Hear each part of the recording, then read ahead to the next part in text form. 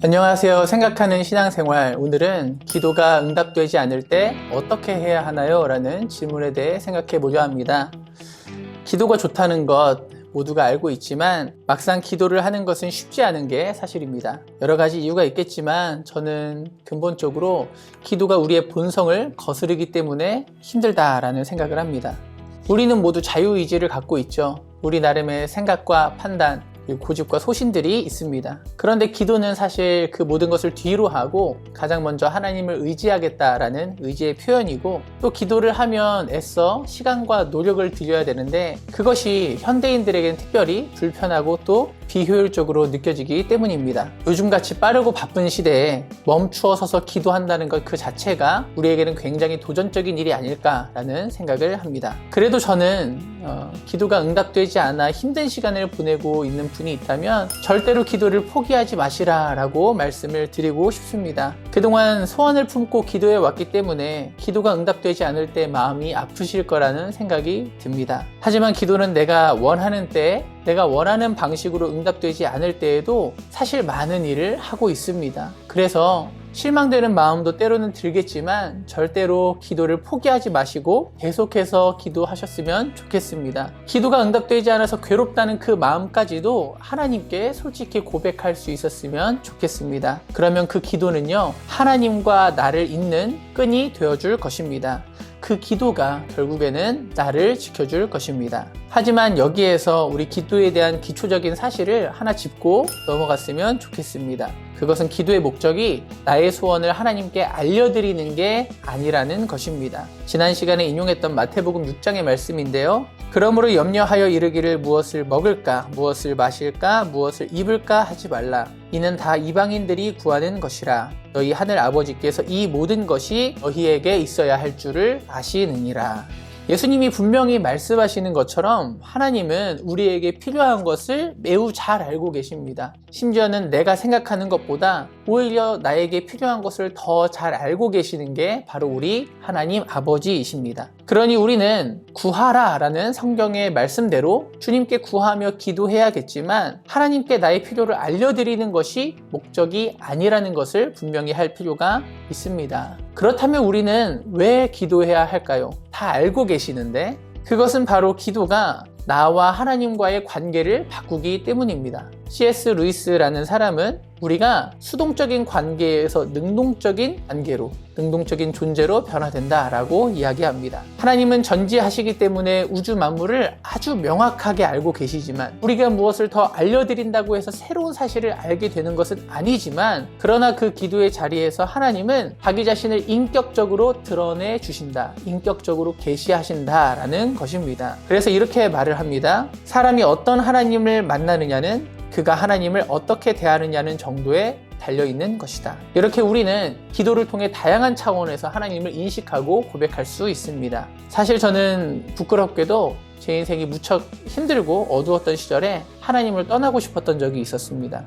하루하루 사는 게 너무 힘들어서 나를 이렇게 버려두신 하나님이 너무나 원망스러웠던 시절이었어요. 그 상황 속에서는 하나님이 모든 것을 아시고 모든 것을 할 수 있는 전지전능하시다라는 사실이 저에게 상처가 되었습니다. 하나님이 전능하시다면 내 문제 해결해 주시는 게 그렇게 힘든 일이 아닐 텐데, 그렇게 하나님께 손해되는 일도 아닐 텐데 어떻게 이렇게 나를 내버려 두실 수 있는가? 나는 물에 빠져서 허우적거리면서 정말 하루하루를 힘들게 살아가는데 하나님이 너무나도 굳건한 땅 위에서 여유롭게 손을 뻗고 있는 것처럼 느껴졌어요. 그 하나님이 기분 나쁘게 느껴져서 너무 고통스러운 상황 가운데 그냥 내가 물에 빠져 죽을지라도 저렇게 여유 있는 하나님의 손을 나는 잡고 싶지 않다라고 고집스럽게 버텼던 적이 있었습니다. 그렇게 오랜 시간을 보낸 뒤에 하나님을 떠나지 못하고 방황하다가 어떤 계기로 결국에는 하나님 앞에 무릎을 꿇었죠.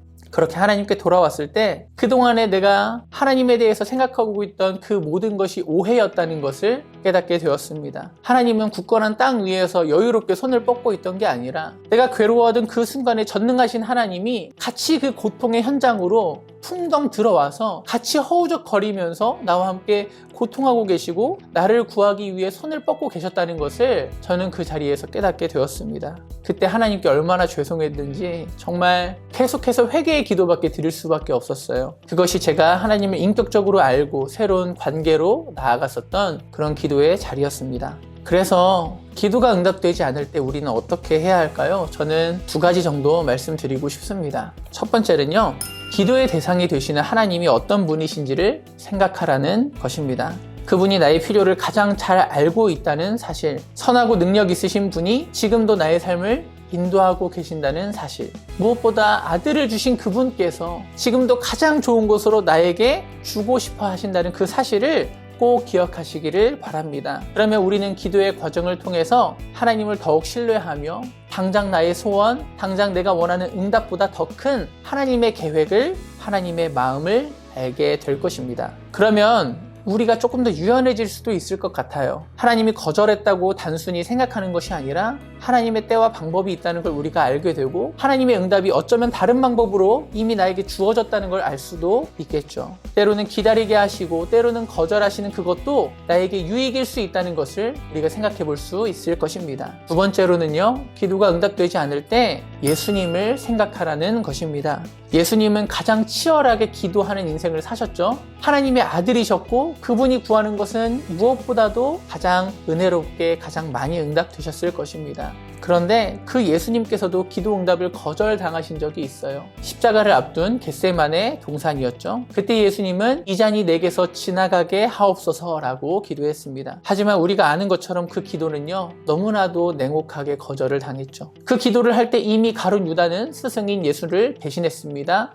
가장 믿고 의지했던 제자 3명은요, 기도하지도 않고 잠들고 있었어요. 하나님을 바르게 섬겨야 할 종교 지도자들에 의해 예수님은 저주를 받으셨고, 자기가 스스로 창조하신 그 세상과 권세자들에게 조롱받고 고통받고 모욕을 당하셨습니다. 그리고 십자가 위에서 나의 하나님 어찌하여 나를 버리셨나이까 라고 외치셨습니다. 그런 예수님께서 우리의 아픔과 우리의 고통을 모르실 리가 없을 거예요. 기도의 응답이 되지 않아서 눈물을 흘리고 있는 그 거절감을 예수님은 너무나 잘 알고 계십니다. 그러니 우리가 포기하지 않고 기도할 때 주님은 우리 마음속에 찾아와서 우리를 위로하시고 우리를 이해하시고 우리가 끝까지 기도할 수 있는 힘을 주실 것입니다.